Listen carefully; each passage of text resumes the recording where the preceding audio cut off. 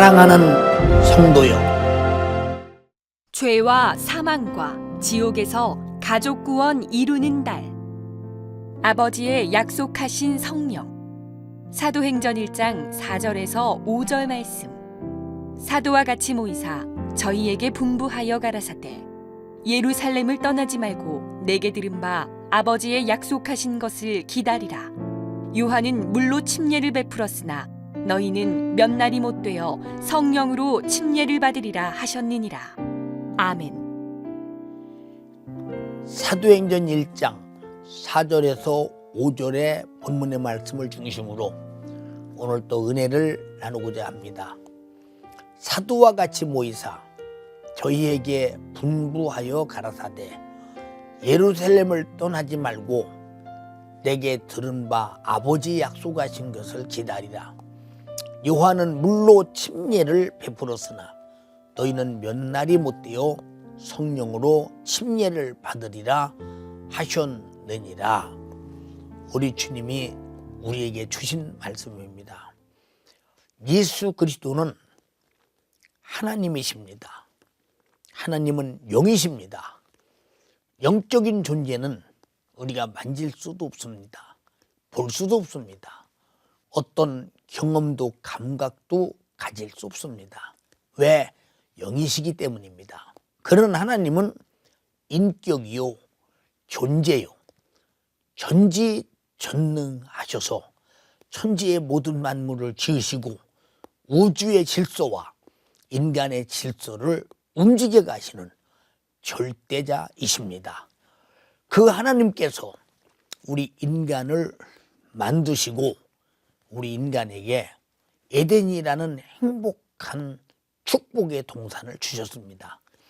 그런데 하나님께서 그 동산 안에서 말씀하시기를 모든 만물은 네 임의대로 사용하고 소유하고 정복하고 다스리되 이 동산 중앙에 있는 실과는 절대 먹으면 안 된다고 일러주셨습니다. 왜 그러느냐? 진짜 먹으면 죽기 때문에 죽어서는 안 된다는 것입니다. 하나님의 섬세한 사랑입니다. 또 한 가지는 먹지 말라 하신 말씀은 먹게 할 어떤 존재가 있음을 암시하고 계신 것입니다. 그런데 하나님의 말씀을 들은 지금 아담과 하와, 이 하나님이 창조한 사람에게 지금 여자에게 먼저 악한 마귀 역사가 뱀을 이용해서 나타났습니다. 그리고 여자에게 말합니다. 너는 어째서 동산 중앙에 있는 실과 저 선악과를 먹지 않느냐고 물었습니다. 하나님께서 먹으면 정령 죽을까 하노라 하였다고 이렇게 말했습니다. 그런데 이 마귀 역사는 아니다. 네가 먹는 날이면 눈이 밝아지고 하나님과 같이 되고 선악을 알게 된다고 이렇게 말합니다. 피조물인 인간이 하나님이 되겠다고 말하니, 그리고 선악을 안다고 말하니, 눈이 밝아진다고 말하니 자기보다도 이상의 존재가 되고 싶은데 하나님 같은 존재가 되고 싶어서 역시 실과를 먹으면 될 것 같은 믿음이 생겨서 먹는 순간에 정령 죽음이 왔습니다. 이 죽음이라고 하는 것은 어마어마한 절망적인 사건입니다. 바로 아담의 죽음은 바로 영원한 심판을 받고 지옥불에 들어가서 영원히 꺼지지 않는 이 불 속에서 고통을 당합니다. 육신은 불에 가면 타고 죽지만 영혼은 불에 들어가도 타지도 않고 죽지도 않고 영원한 고통을 당합니다.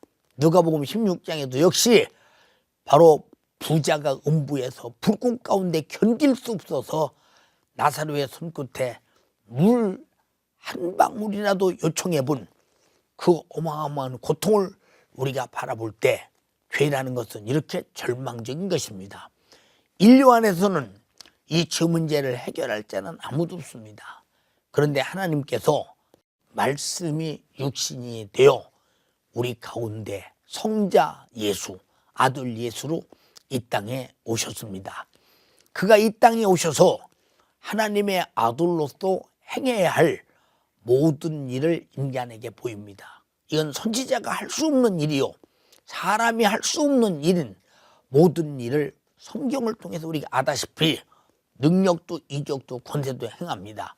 죽은 자도 산 자같이 불러냅니다. 나환 자도 현장에서 고칩니다. 안진뱅이도 현장에서 일으킵니다. 중풍병자도 침상을 들고 걸어가라는 말에 걸어갑니다. 절대자 창조자임을 우리에게 보여주고 계십니다. 이런 분이 이 땅에 오신 목적이 그런 이적과 능력, 이런 걸 나타내서 내가 하나님이요 하나님의 아들이다 함을 보여줍니다. 이 말은 하나님만이 죄가 없으시고 하나님의 아들만이 죄가 없으십니다. 그는 이 땅에 오셔서 하나님의 아들이라는 신성을 모독한 죄로 십자가에 달려 잔인하게 피 흘려 죽으셨습니다. 그분은 죄가 없는 분입니다. 그분은 하나님의 아들이십니다. 그의 십자가의 죽음은, 십자가는 가장 죄인 중에 죄인 괴수들을 십자가에 못 박아 죽입니다. 죄인 중에서도 가장 죄인의 수석 합격자들만, 십자가에 달려 죽을 만한 합격자들만 십자가에 매달아 죽이는, 아주 십자가는 죄인 중에 행악자를 죽이는 것이 십자가입니다. 예수님은 그렇게 우리 죄를 짊어지고 피 흘려 죽으셨습니다. 그리고 주님은 3일 만에 부활하셨습니다. 왜? 죄가 없으시기 때문입니다.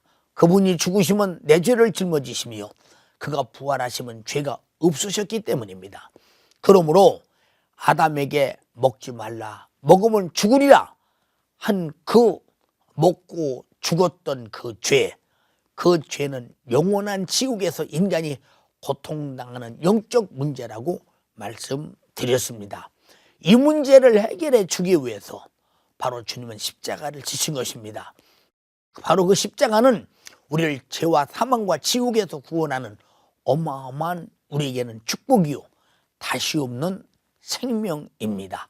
그리고 그가 흘린 피와 그의 살로 내 안에 계셔서 나와 그와 하나 되어 영원히 함께 영생과 천국을 부여하시는 축복을 우리에게 주셨습니다. 그리고 주님은 3일 만에 부활하셔서 제자들과 그리고 사람들에게 11번 나타나서 부활하신 자기 몸을 보여주셨습니다. 부활의 주님은 바로 그분 자신이 내가 죽어서 3일 만에 부활하겠다고 여러 차례 말씀하신 그대로 말씀을 이루신 것입니다. 그러나 제자들은 그 사실을 까맣게 잊어버리고 주님이 죽으심으로 주님의 세계는 끝났고 자기들이 주님을 따르는 일도 끝났다고 생각했으나 그분은 부활하셔서 여러 번 제자들에게 나타났습니다. 그리고 마지막 11번째 나타나시면서 감람산에서 승천하실 때 제자들을 모아놓고 말합니다. 본문입니다.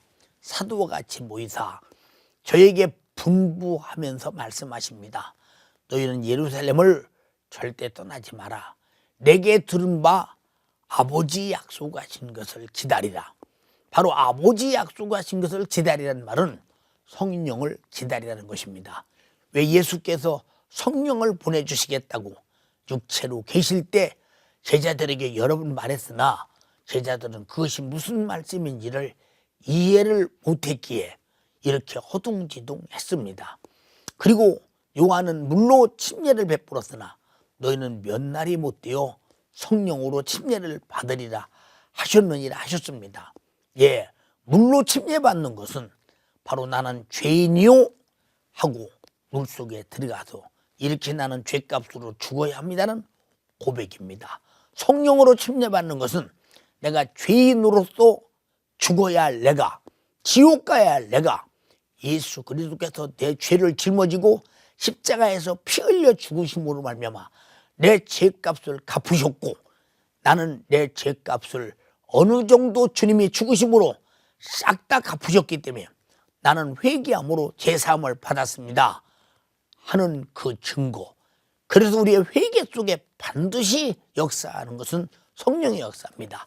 성령이 나를 100% 장악하고 내가 성령 안에 있을 때 침례를 바로 받으리라 하신 말씀이 이루어졌습니다. 그래서 우리가 성령으로 침례를 받는다는 것은 얼마나 소중하고 중요한 것이냐. 아무에게나 성령이 충만한 것이 아니라 반드시 주님이 십자가에 피 흘려서 내 죄를 담당하고 죽으셨다는 것을 믿고 회개하는 자에게만이 바로 성령으로 침례를 받게 되는 것입니다. 다시 말씀드립니다. 요한이 물로 침례한 것은 회개케 하기 위해서, 바로 그들이 나는 이런 죄인이요, 물속에 푹 들어가듯이 나는 이렇게 죽어야 할 죄인이요 하는 침례입니다. 그리고 죽어야 할 죄인이요 하고 침례받는 사람들이 얼마나 살기를 열망하겠습니까? 그 열망을 주님이 짊어졌습니다. 바로 그들의 열망은 죄를 내놓는 것입니다. 그래서 그들이 물로 침례받으면서 내가 죄인이요 한 죄를 예수님이 짊어지고 십자가에 피 흘려 죽으셨습니다. 그리고 주님이 승천한 다음 몇 날이 못 되어 열흘이 되던 그날 성령이 마가 다락방에 임했습니다. 그러면 그냥 임한 것이 아닙니다. 제자들이 모여서 철저하게 회개하고 철저하게 기도하고 철저하게 예수 그리스도의 약속을 기다릴 때 드디어 성령이 충만함으로 성령의 침례가 임함으로 말미암아 물로 받을 때 나는 죄인이요 하고 내놨던 죄를 예수님이 십자가에 피 흘려 죽으시고 마가다락방에 그리고 전혀 기도에 힘써 회개할 때 드디어 성령의 침례가 임한 것은 죄사함을 받았다는 증거입니다. 그러므로 성령의 침례는 아주 중요합니다. 죄사함 받은 자에게만, 회개한 자에게만 임하는 성령의 침례입니다. 우리도 성령 받고 나면 얼마나 마음이 기쁩니까? 얼마나 후련합니까? 얼마나 천하의 모든 것을 얻은 것 같습니까? 그 이유가 뭘까요?